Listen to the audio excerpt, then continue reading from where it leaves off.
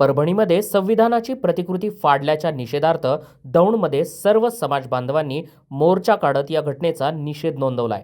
उर्वरित आरोपींना अटक करून त्यांच्यावर कारवाई करावी अशी मागणी देखील यावेळी केली गेली आहे। यावेळी सरकारचा देखील समाज बांधवांनी निषेध नोंदवलाय। या घटनेच्या मागे नेमका कोण सूत्रधार आहे याची तपासणी करून त्यांच्यावर देखील कारवाई करावी अशी मागणी केली आहे आणि मोर्चा काढत दौंड पोलीस ठाण्याला निवेदनही दिलंय।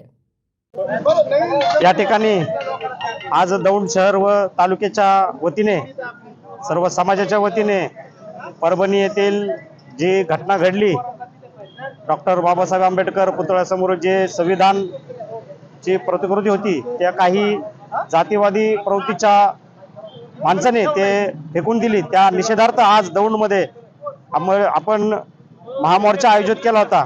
मोर्चा आयोजित करण्याचं पाठीमागचं कारण असं आहे की जी संविधान पुस्तक जे फेकून दिलं रस्त्यावर, तर ते त्याच्या पाठीमागं कोणाचा षडयंत्र आहे हे तपासून त्याच्यावरती कारवाई करावी व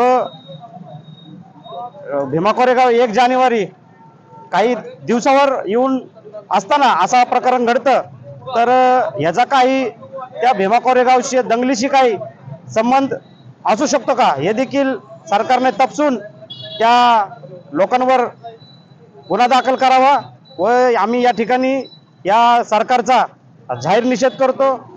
संविधान दिन एवढ्या मोठ्या प्रमाणामध्ये आपण साजरा करतो आणि त्याच संविधानाची अशा पद्धतीने विटंबना होत असेल तर आम्ही येणाऱ्या काळामध्ये समस्त महाराष्ट्रामधून 1 जानेवारीला आम्ही शपथ घेऊन सांगल की अशा जर प्रकरण घडलं तर पूर्ण महाराष्ट्र बंद करू, हेच या आपल्या चॅनलच्या माध्यमातून सांगतो। धन्यवाद।